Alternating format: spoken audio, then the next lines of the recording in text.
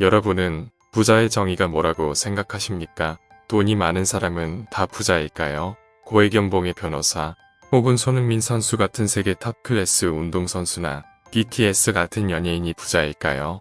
물론 일반적인 사람들은 이들을 부자라고 부르죠. 그런데 실제로 4천억 자산가 스노우폭스의 김승우 회장 주변에는 부자 거지들도 많이 있다고 합니다. 김승우 회장은 돈과 관련된 사람들이 잘못 이해하고 있는 5가지 능력에 대해 말하고 있는데요. 지금부터 그 능력에 대해 자세히 알아보도록 하죠. 지금 시작합니다. 돈에 관한 능력에는 5가지가 있습니다. 첫 번째는 돈을 버는 능력, 두 번째는 돈을 모으는 능력, 세 번째는 돈을 쓰는 능력, 네 번째는 돈을 불리는 능력, 다섯 번째는 돈을 유지하는 능력입니다. 이것은 비슷해 보이지만 각기 다른 능력입니다. 모두 다른 능력이라고 이해를 해야 합니다. 보통 사람들은 이렇게 이해를 하죠. 돈만 많으면 부자가 되는 거 아냐? 이런 식으로 이해를 하면 돈을 아무리 많이 번다고 해도 그 돈을 유지할 수 없게 됩니다. 미국의 유명 래퍼 50센트가 수백억 원의 자산을 유지하지 못하고 파산 신청을 했다는 뉴스도 있었죠. 돈은 중력과 같습니다. 중력은 무게가 무거우면 무거울수록 주변의 다른 것들을 끌어들이는 힘이 생기죠. 돈도 마찬가지입니다. 돈의 무게감이 크면 클수록 다른 것들을 끌어들이는 힘을 갖고 있습니다. 예를 들어보죠. 죽도록 열심히 일하고 혹은 사업을 해서 1억을 모았어요. 그 다음 또 1억을 모으고 또 1억을 모으고 이렇게 계속 모아서 10억까지 모은다고 칩시다. 여기서 보통 사람들이 생각하는 돈의 개념으로 생각해보면 첫 번째 1억을 모을 때 1억을 모으기 위해서 들어간 노력의 총합이 100이라고 치면 두 번째 1억을 모을 때도 100, 세 번째 1억을 모을 때도 100의 노력이 든다고 생각합니다. 10억을 모으려면 1000의 노력이 들어간다고 이해를 하는 거죠. 그런데 이것은 잘못된 생각입니다. 돈은 중력이 있기 때문에 두 번째부터는 90의 노력이, 세 번째부터는 80의 노력이 들어가는 거죠. 같은 방식으로 계속 이어진다면 나머지 9번째, 10번째에서는 10의 노력만으로도 돈이 늘어나는 겁니다. 이것이 돈이 가지고 있는 중력의 힘입니다. 이것이 돈의 속성 중에 하나인 것이죠. 실제로 사업도 마찬가지입니다. 매장 하나를 오픈하고 매장 300개를 오픈할 때까지 몇 년이란 시간이 걸렸는데 그 다음 300개는 순식간에 늘어나는 거죠. 돈은 인격체다 라는 말이 있습니다. 이 말인 즉슨 스스로 존재하고 생각하고 개별적 실체를 가졌다는 뜻이죠. 돈을 벌려면 돈이 인격체라는 것을 받아들여야 합니다. 인격체란 무엇일까요? 인격체로 돈을 이해하면 돈은 어떤 형태로 비춰질까요? 여러분들의 돈을 보는 시각이 완전히 바뀔 겁니다. 큰 돈은 어른이고 작은 돈은 아이입니다. 돈은 감정을 가졌습니다. 돈은 생각을 하죠. 그리고 돈은 가보고 싶어하는 곳이 있고 가기 싫어하는 곳이 있습니다. 그리고 돈은 헤어지는 것도 싫어하고 함께 모여있는 걸 좋아하죠. 돈은 그래서 항상 몰려다니는 겁니다. 어떠신가요?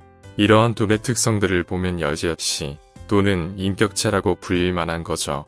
만약 당신이 한 어린아이에게 함부로 대하면 그 아이의 엄마가 당신에게 친절을 베풀 수 있을까요? 아니면 그 엄마가 당신의 친구가 될 수 있을까요? 그 엄마는 당신과 싸우고 자신의 주변 사람들에게 당신을 흉볼겁니다. 그러므로 잔돈이라고 함부로 낭비하면 큰 돈을 모을 수 없다는 말은 어쩌면 지극히 당연한 겁니다.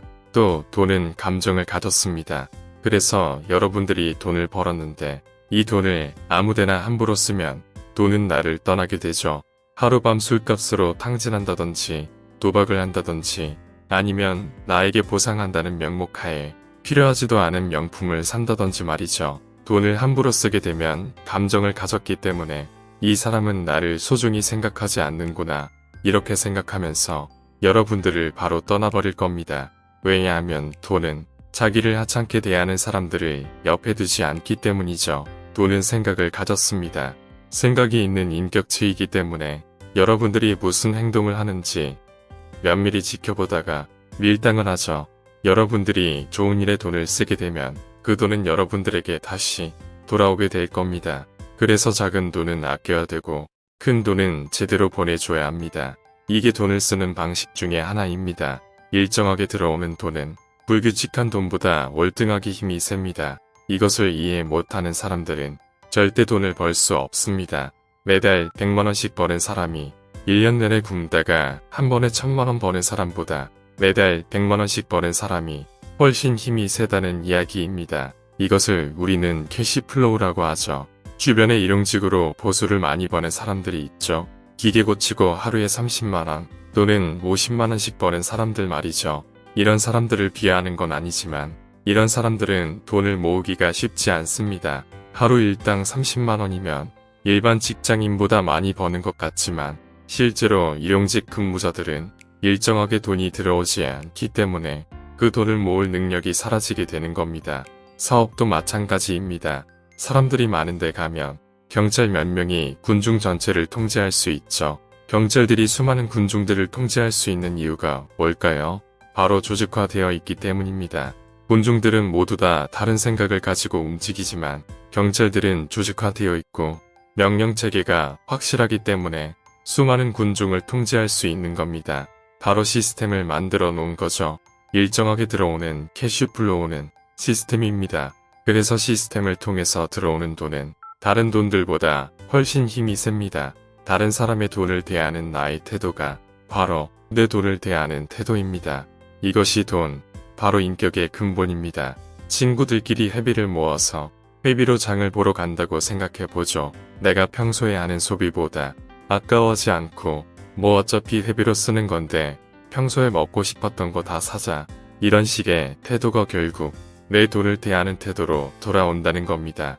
내가 돈을 낼 때는 사이다 한 병 더 주문하는 것도 망설이는데 친구가 저녁 산다고 하면 고기도 더 시키고 사이드 메뉴도 더 시키고 싶죠. 만약 이런 식으로 남의 돈을 대하면 내 돈을 대하는 태도도 똑같이 된다는 거죠. 이런 사람들은 돈의 존중을 못 받게 되는 겁니다. 남의 돈을 대하는 태도는 곧 내 돈을 대하는 태도다. 이것을 이해하셔야 됩니다. 수각이론이라는 것이 있습니다.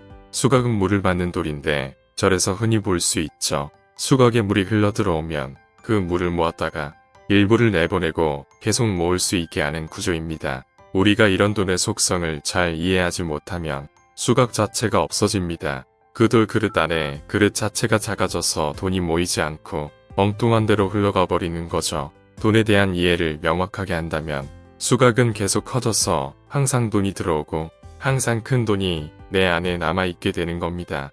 정리하자면 돈을 많이 벌고 싶다면 그리고 그 돈을 계속 지키고 싶다면 그 누구의 돈이든지 돈을 하나의 인격체로 받아들이고 작은 돈을 하찮게 생각하지 않으며 작은 돈이라도 정기적으로 들어올 수 있는 시스템을 만들어야 한다는 겁니다.